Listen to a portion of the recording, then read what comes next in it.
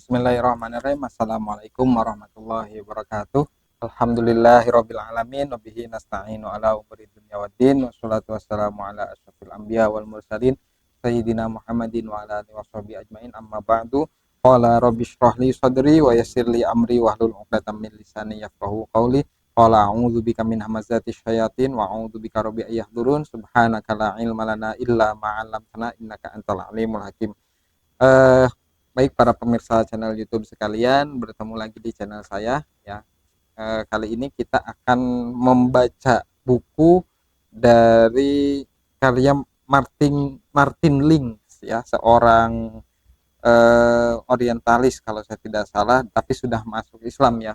Sudah masuk Islam dengan nama Islam Abu Bakar Sirojuddin, yang mempelajari tentang sejarah Nabi Muhammad dan membukukannya dalam buku Muhammad gitu ya.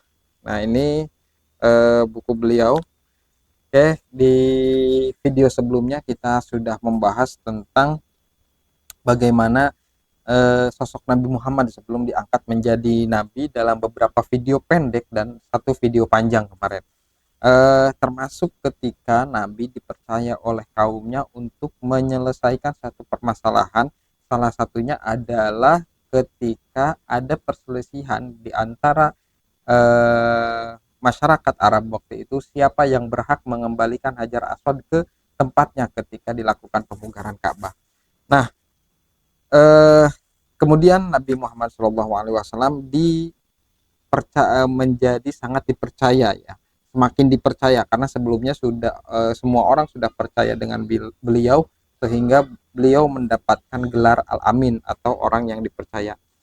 Nah, pada menjelang usia 40 tahun Nabi Muhammad itu kemudian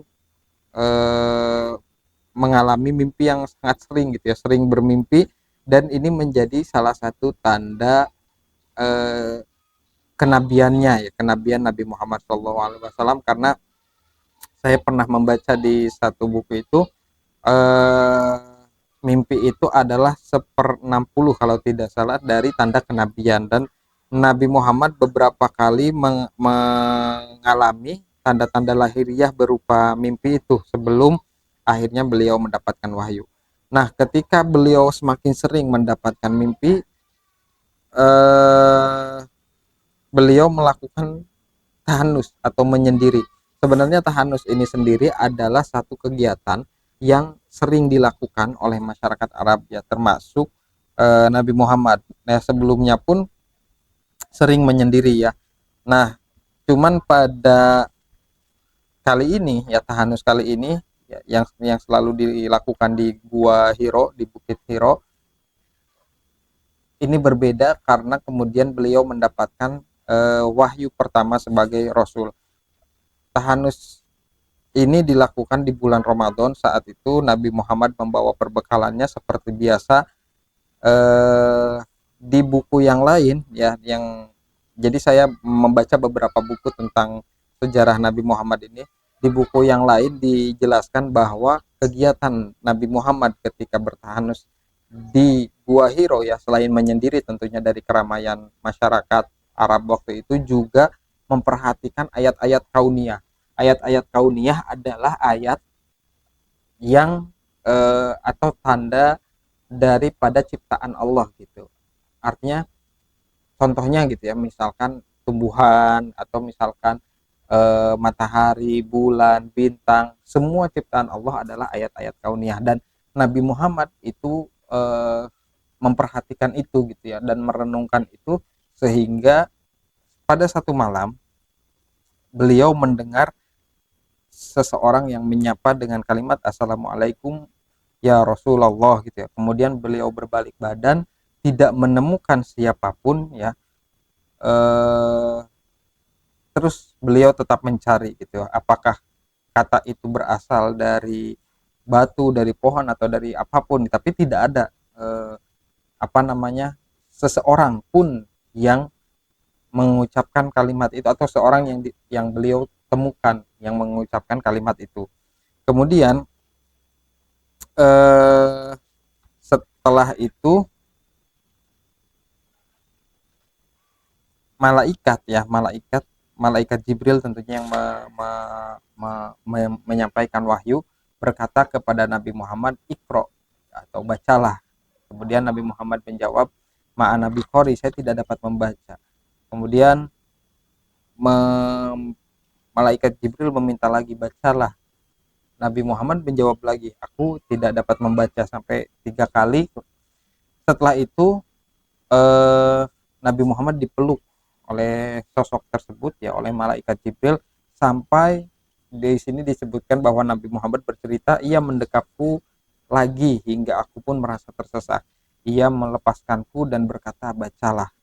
Dan kembali kujawab, 'Aku tak dapat membaca.' Lalu ketiga kalinya ia mendekapku seperti sebelumnya, kemudian melepaskanku dan berkata, 'Iqra bismi rabbikal ladzi khalaq, khalaqal insana min 'alaq, Iqra wa rabbukal akram, alladzi 'allama bil qalam, 'allamal insana ma lam ya'lam.'" Itulah yang kemudian menjadi wahyu pertama yang Nabi Muhammad terima langsung dari malaikat Jibril, ya, yang saat itu terjadinya di bulan Ramadan. Ya, di bulan Ramadan, ada yang mengatakan ini sekitar tanggal 20 sekian, ya. Jadi di atas tanggal 20, di 10 hari terakhir bulan Ramadan.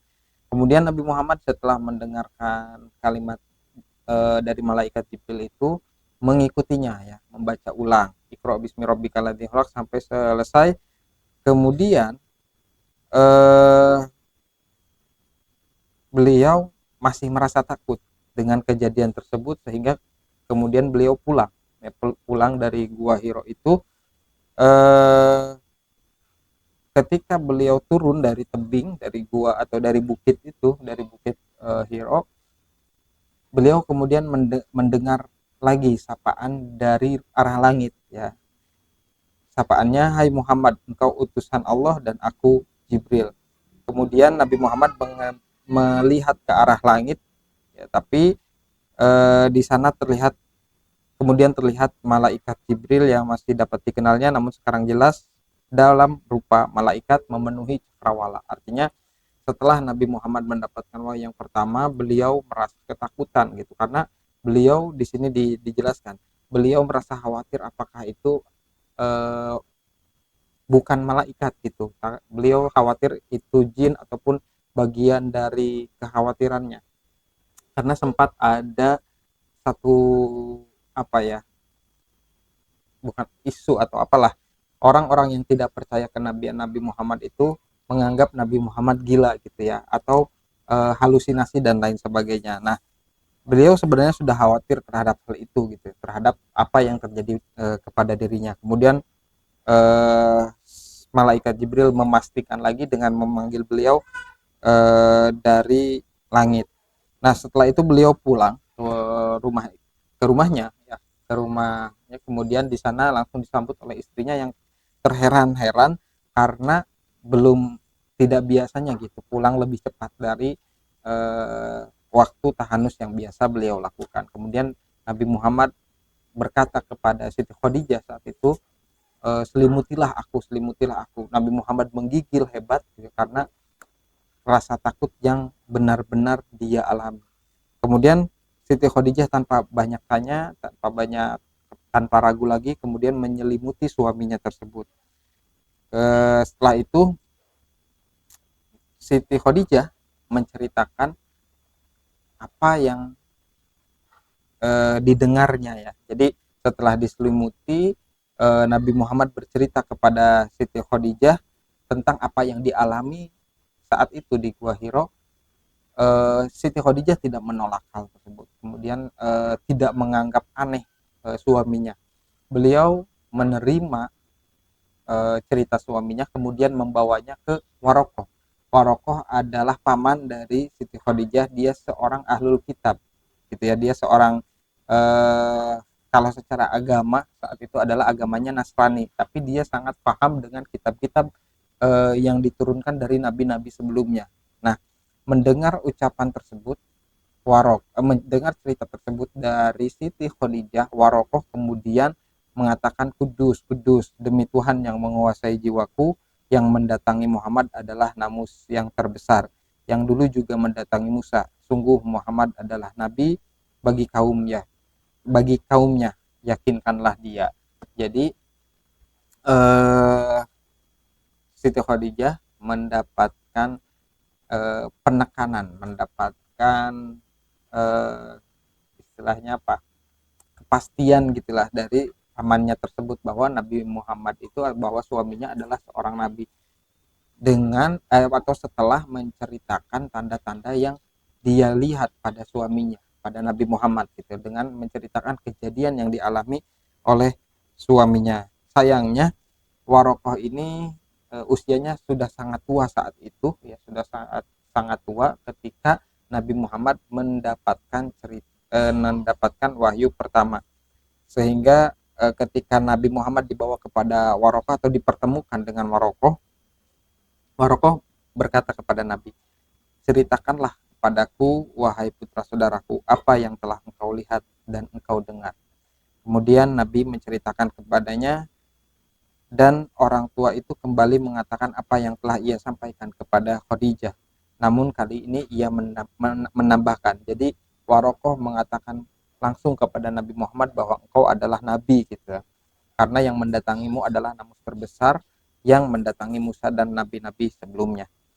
Nah, kemudian tapi ditambahkan untuk Nabi Muhammad ini, engkau akan didustakan orang, akan diperlakukan buruk, dan mereka akan mengusirmu, bahkan berperang melawanmu.